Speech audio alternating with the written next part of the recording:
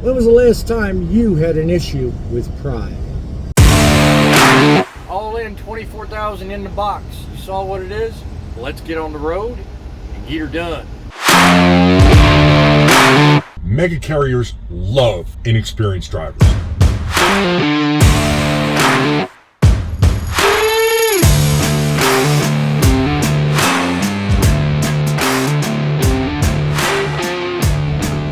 Howdy ho and good day, the great state of Nebraska. Great day out so far, good weather. A little cool overnight, made for some decent sleeping weather. I can never complain about that. I don't like having to run the truck for the AC and all that, so it's nice to be able to shut it down and not have to hear the engine running. We're picking up a load of overhead doors.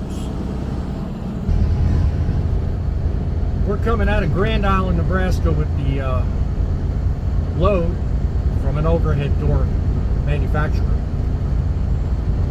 We got to deliver the first load in Pocatello, Idaho, Monday morning at 9 o'clock. As far as the money is concerned, well, it's a little over $3,000. It's a decent paying load.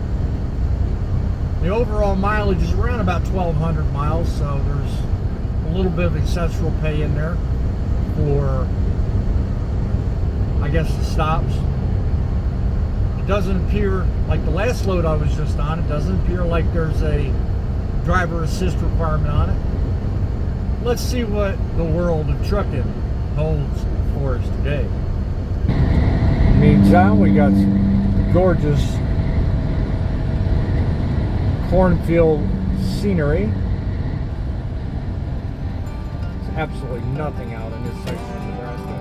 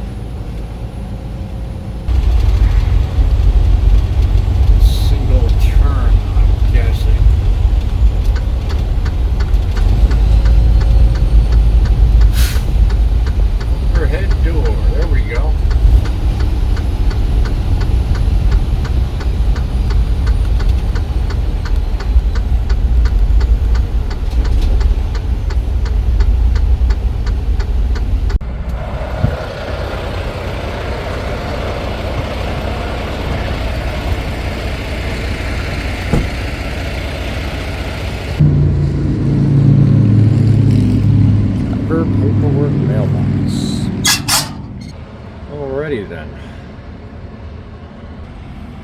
Pocatello, Idaho. Where are you?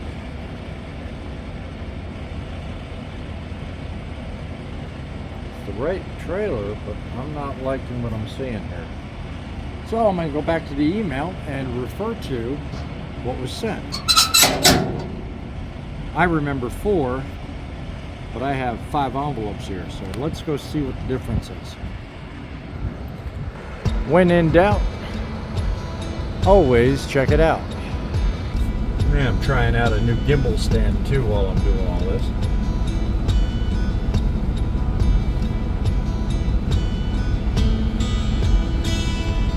That's the one I didn't see on the email. My bad. So I have the right one. And apparently there's more than 1,250 miles because I didn't include New Plymouth in my routing. Not a bad take for approximately $4,000. So I'm going to get down here into the yard. I'm going to look for the trailer, put the paperwork where it's supposed to be, and we're going to get on the road. So let's wrap it up. All those are empty. So I guess I can park this one here. There's nothing in the email. It says do one thing versus the other, so we'll improvise. And lo and behold, here we go. This is our trailer.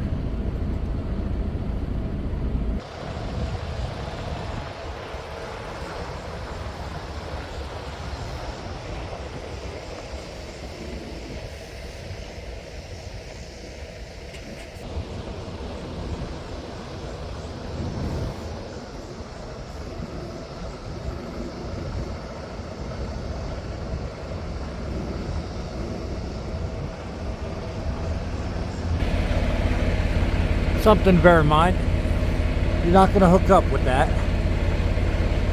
Suspension's as far up as it goes, so you've got to crank that down a few.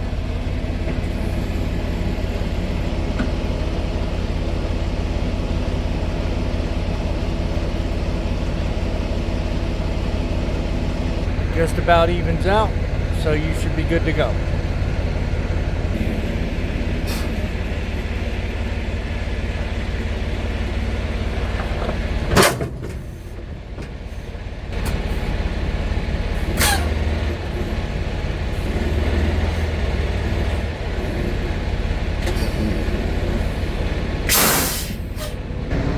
Always do a tug test. Never want to pull off anywhere without doing one, so I'll have your trailer on the ground.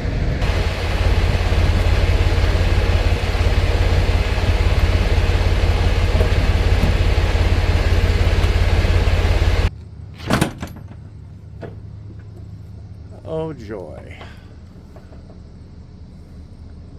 Lots and lots of panels. Well, I don't have to worry too much about being quick on this one. Don't know what the unloading process is going to be like, but like everything else, it's a learning experience.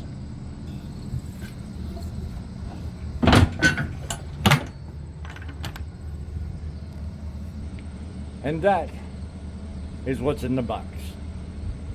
I'm going to slide the tandems forward a little bit. Then it's getting on the road. Stick with me, we ain't done yet. All right, all in, 24,000 in the box. You saw what it is? First delivery is Monday morning at 9 o'clock. So all in, it's a good schedule. It works for me. Think of things ahead of time, manage it, deal with it, and always have a backup plan. I don't want to activate my backup plan, so let's get on the road and get her done. Someone once said to me, the day you're always right, you're going in circles. Now when you think about that statement, there's some truth to that. Life in general, you can either be wrong and learn, or be right and solid. Well, I would rather learn.